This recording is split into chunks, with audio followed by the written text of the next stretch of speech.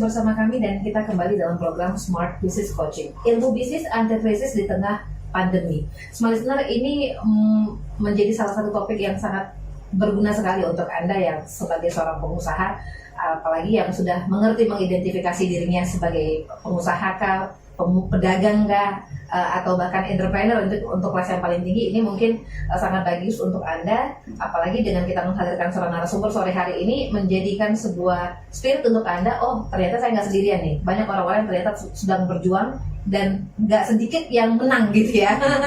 Kita awali dengan lagu Hero tadi ya Coach Isan ya. Baik, tapi sebelum ke Pak Oki dulu nih, tadi Coach Isan ada sempat sebut belief system yang benar. Ini yang perlu kita bangun. Itu seperti apa sih Coach? Ya, belief system yang benar adalah hal-hal yang Anda perlu yakini untuk mencapai goals. Ya, dan goals yang Anda sudah targetkan harus bisa tercapai untuk mewujudkan impian. Karena ada orang yang bermimpi tapi ia tidak mau bekerja. Itu namanya mimpi di siang bolong. Ada orang yang bekerja terus, ya tapi nggak punya visi. Itu namanya mimpi buruk. Mau ke arah mana dia jalan ya? Iya. Ada yang nggak mau kerja dan nggak punya impian, nggak punya pandangan tentang gambaran diri dia ke depan. Itu ngapain itu? Pingsan. Lebih parah lagi itu ya. Nggak hidup, nggak mati. Ya. Nah, yang bagus apa? Orang yang punya visi, orang yang punya impian dan mau mewujudkan visinya dan mau bekerja keras. Nah, sosok yang kita undang ini, beliau awalnya dari inspirator, kemudian sebagai motivator beliau luar biasa, ya, sempat membangun bisnis dan jatuh luar biasa. Nah, kemudian kita ketemu dan akhirnya memang disitulah beliau mengalami transformasi. Tapi sebenarnya yang membawa beliau bertransformasi dengan mudah, ya, mengubah belief sistemnya. Nah, dan belief system nggak bisa berubah kalau masih belum no way out. No way out itu Mbak, nggak ada cara lain untuk bisa tumbuh kecuali dengan metodologi coaching. Nah, dari situ Coach lihat beliau ini sangat cepat, sangat adaptif karena memang sudah melewati tantangan yang luar biasa. Nah, dan ketika beliau oke nih Coach, saya komit mencapai target 10 kali lipat dalam bisnisnya. 10 kali lipat omset itu berapa Mbak? 10 miliar.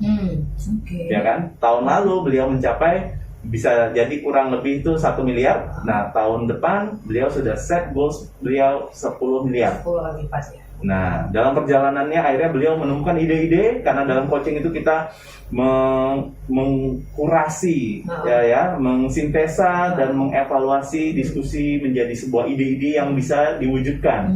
Nah, salah satunya ada magang muda miliarder, dan beliau sudah bisa memproduksi para leader-leader sehingga bisnis bisa berjalan ya tanpa beliau harus berada terus di dalamnya. Nah, jadi perlahan tapi pasti ya tim beliau yang beliau bantu ya akhirnya mulai menunjukkan tindakan-tindakan yang oke, ya karena belief sistemnya udah berubah. Ya, mereka kreatif, mereka cepat melakukan dealing dan kesepakatan bisnis lainnya gitu ya. Nah, ini yang Coach seneng banget ya. Yang Coach ajak di Smart FM adalah klien-klien yang coachable, ya nggak semua bisa coachable. Ya, coachable adalah ketika kita di coaching dan kita siap untuk bertumbuh melalui metodologi coaching baca.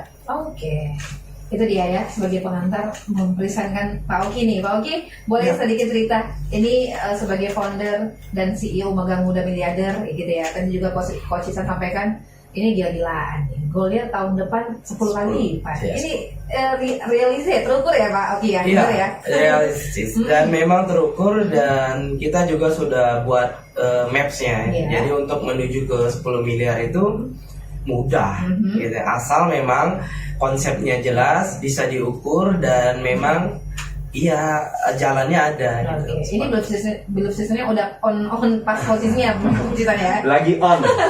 Apalagi yang kita habis sesi coaching kan. Lagi on banget beliau nih, on fire.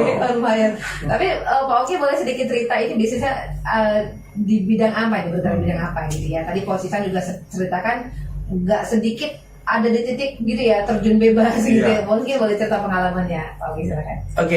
Kalau bisnis, hampir semua bisnis saya udah jalanin. Jadi kalau lamanya saya tuh di dunia entertain, event organize, dan juga dulu anak band, sama dengan coach Sisan juga. Nah, kelas 6 SD saya tuh sudah bantu ibu saya jual peyek, karena waktu kelas 3 SD ayah saya meninggal, dan ibu jadi tulang punggung keluarga, biayain kuliah abang-abang, sekolah, dan juga untuk saya. Nah, waktu itu saya udah ngerti pahitnya nyari uang ya, seperti itu. Nah, SMP saya juga pengen gimana saya butuh sesuatu, tapi saya nggak perlu minta ke ibu saya, karena saya tahu ibu saya susah waktu itu kan, bayarin utang-utang dan segala macam. Nah, jalan satu-satunya adalah hobi saya bermusik. Maka gimana sih musik ini bisa menghasilkan uang? Jadi sebenarnya dari SMP saya tuh udah yang otaknya itu udah mikir nyari uang.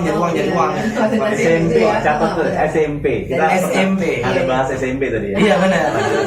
Iya benar. Jadi ternyata di SMP saya tuh sudah yang berpikir nyari uang gitu. Karena apa? Keinginan saya besar. Karena teman-teman saya SMP tuh ada yang dibeliin ini, ada yang ini. Saya nggak bisa karena ya saya nggak ada gitu ya. Tapi saya berpikir aku mau, karena aku mau, aku harus cari uangnya gitu. Nah, akhirnya SMP saya nyari uang dengan jalan kelas 3 SMP, saya nggak kali itu buat kelas 3 SMP saya buat festival band.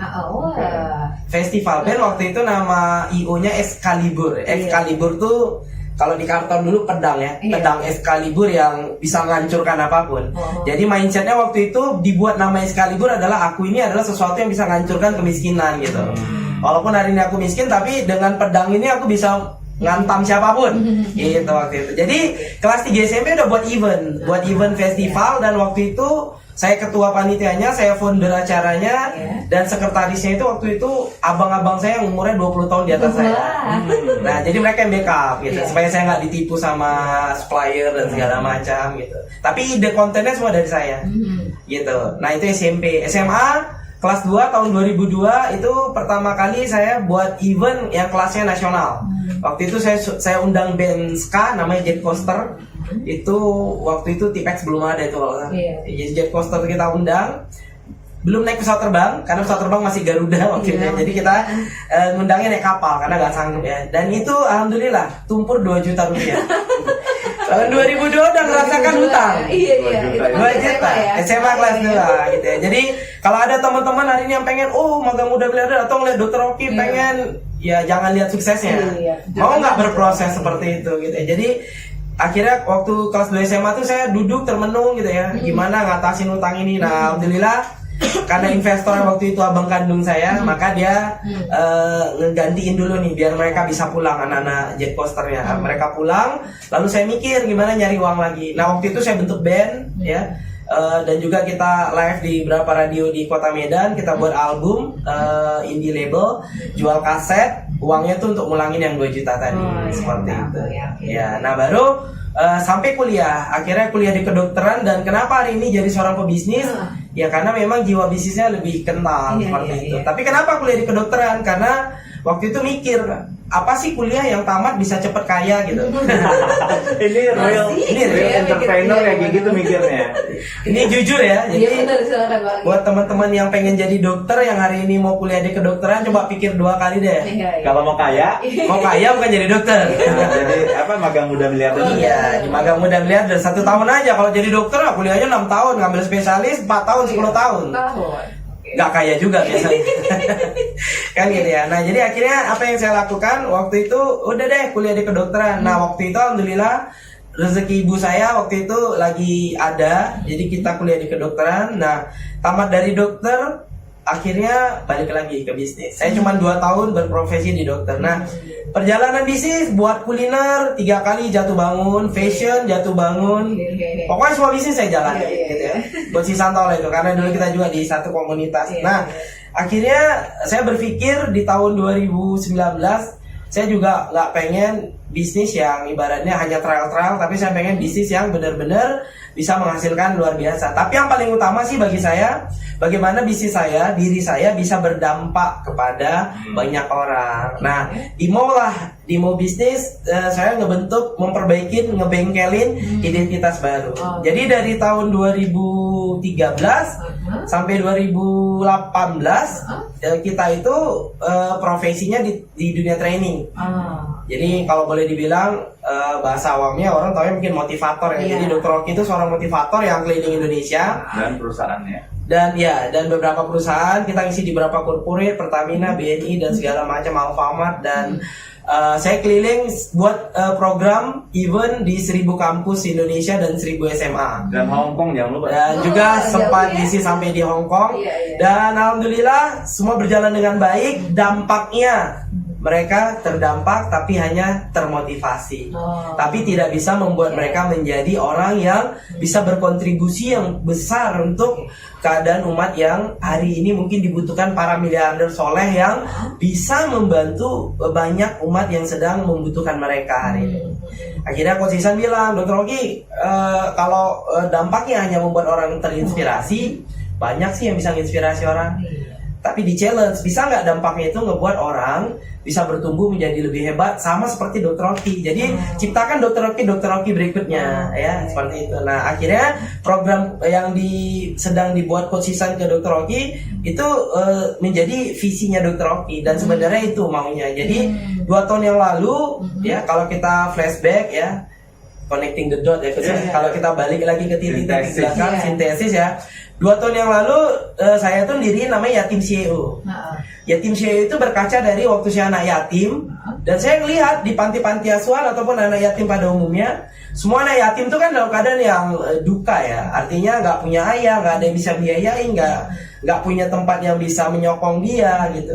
Tapi kenapa sih Dr. Oki dari kelas 3 SD anak yatim tapi hari ini bisa buktiin jadi miliarder, jadi dokter gitu ya. Jadi pengen Yatim CEO itu menjadi sebuah wadah yang bisa memfasilitasi anak-anak yatim supaya mereka menolak lemah, menolak untuk kalah di dunia ini dan menolak untuk gagal menjadi orang miskin, seperti itu. Itu, dan program itu kita buat waktu itu kita kerjasama sama beberapa panti asuhan. Jadi kita kasih ilmu-ilmu CEO, ilmu-ilmu bisnis sama anak-anak yatim yang udah kita filter. Dan alhamdulillah hari ini ada yang menjadi beberapa manajer di perusahaan-perusahaan besar di Medan, seperti itu. Ada 3 orang lah ya.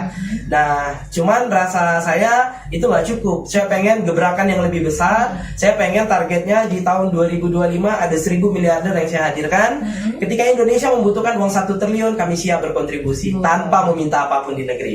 Gitu. Itu dreamnya, Dreamnya 2025 harus tercipta 1000 miliarder di Indonesia. Ya, seperti itu.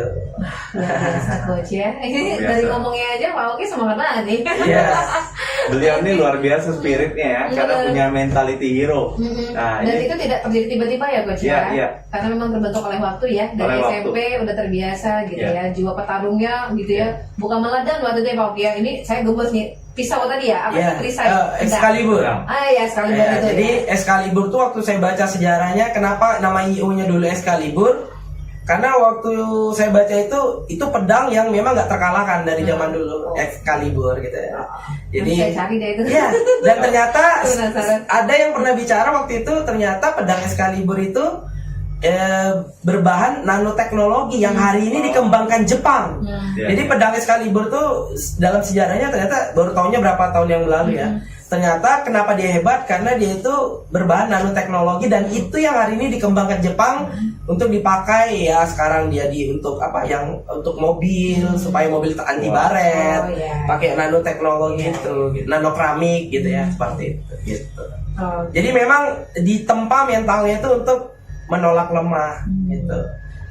Sama kayak dulu misalkan kalau diputusin pacar, wah udah bilang tunggu ya gitu. Dan ternyata benar gitu ya, tunggu ya, minta balik semuanya. Karena semakin disakitin akan semakin jadi gitu, seperti itu. Itu tidak menjadikan sebuah kelemahan ya. Iya, quotes-nya adalah biarlah luka hari ini agar tak ada luka di esok hari. Jangan takut sama luka ya Pak Oki. Love your pain katanya, cintai sakitmu. Oke, Coach Ihsan nanti mungkin boleh sedikit kasih pandangan ya sama perjalanannya, karena akhirnya di tengah perjalanan lebam-lebam itu Pak Oki ketemu sama Coach Ihsan yang membuatnya kenapa saya nggak menciptakan Oki-Oki yang lain gitu ya. Itu idenya gitu ya. Ketika ketemu sama Coach Ihsan. Tapi kita break dulu ya. Nanti kita akan kembali untuk Anda di segmen selanjutnya. Usai jeda, tetap bersama kami.